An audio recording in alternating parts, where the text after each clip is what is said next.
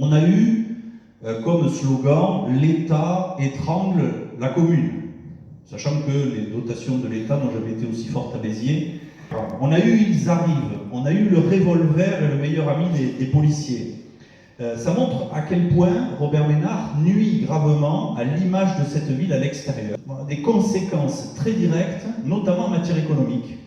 Parce que quelqu'un qui veut s'implanter sur notre territoire, eh ben, il a un regard sur Béziers qui n'est pas le bon, qui ne lui donne pas envie de venir s'implanter ici. Ça a des conséquences parce qu'aujourd'hui, les entreprises qui cherchent des cadres ou cherchent des salariés formés. Aujourd'hui, Robert Ménard pourrit le lien social de cette ville. On ne peut même plus s'engager en politique à Béziers. C'est le règne de la peur, de la terreur. On n'ose pas dire, on n'ose pas revendiquer, on n'ose pas se placer. Et il y a des gens ici, c'est pas Thierry, qui ont été menacés clairement, à qui on a essayé de porter un tort simplement parce qu'ils avaient des points de vue politiques. Et je pense que ça n'est pas un exercice de la démocratie normale. Une fois que ça s'est dit, ben cette image-là, elle fait fuir les touristes, elle fait fuir les salariés, elle fait fuir les nombreux arrivants qui pourraient venir.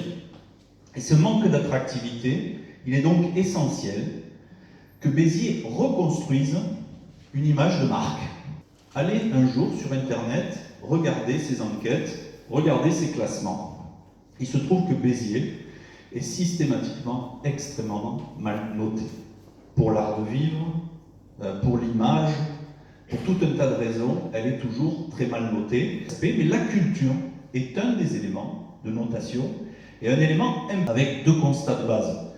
Béziers est une ville pauvre, tout le monde le sait aujourd'hui, ça a été dit, redit, et a des difficultés économiques. Et Béziers est divisé socialement et même culturellement. Et là, c'est un danger pour la PCI. Fort de ce désaccord très franc, très marqué avec la politique de Robert Ménard sur ce sujet, qui se sert de la ville pour faire de la politique nationale, là où nous voulons faire de la politique territoriale pour les habitants de Béziers, c'est pas du tout pareil. Béziers a besoin de refaire vivre son identité. Béziers a toujours été une ville carrefour des peuples. Et ça a toujours été la force de Béziers, et il n'y a pas de raison que ça ne continue pas. Et il va falloir faire en sorte que ça continue. Et pour que ça continue, il faut que chacun des citoyens de ce territoire se prenne en main. Béziers a besoin de refaire société, à réinventer son identité. Alors, il faut se nourrir du passé, mais pas seulement. Il faut prendre les Biterrois tels qu'ils sont. Il faut y intégrer les ingrédients qui sont nouveaux. Et pas oublier les 250 ans qui se sont passés récemment, parce que Robert Ménard a toujours tendance à vouloir revenir à notre histoire millénaire. Nous avons une histoire aussi de 250 ans après la Révolution, et il faut en tenir compte. Non, la crèche n'est pas mon identité.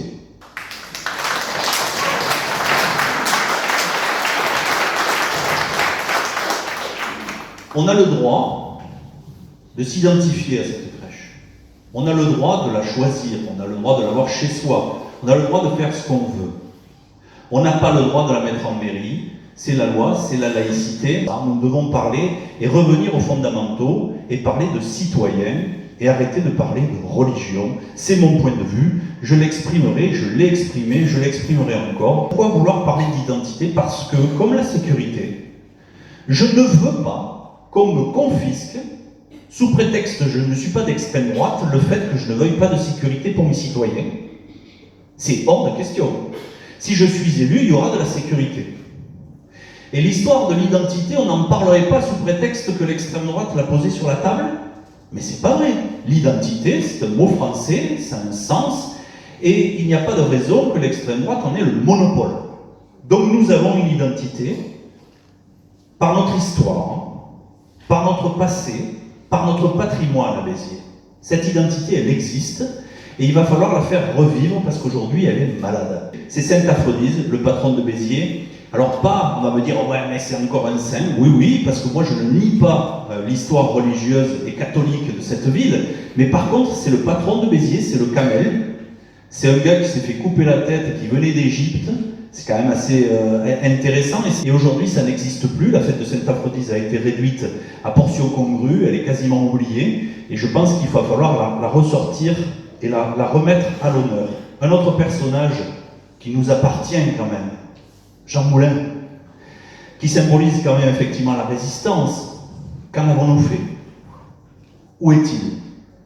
Le nombre de Français qui sait que Jean Moulin est né à Béziers, j'aimerais faire un sondage, ce serait catastrophique. Et sa ville natale n'est même pas capable de le mettre à l'honneur. Ça aussi, c'est pour nous quelque chose d'affreux. C'est son amour des bonnes choses. Il faut le dire, Béziers c'est la fête. Quand mes enfants reviennent avec des copains de Paris, en général c'est pour la feria. Mais ils ne les invitent pas maintenant, hein, pas pour aller voir la crèche. Hein. Ils les invitent à la feria parce qu'ils sont fiers de cet événement, ils sont fiers de cette identité-là, et il faut l'intégrer comme tel. C'est bien sûr le rugby. Je me souviens de des soirées fantastiques sur les allées Paul Riquet, et ça prouve bien que ce sport, c'est un lien social. C'est pas le match en tant que tel, c'est tout ce qui tourne autour, qui construit cette identité et ce que nous sommes.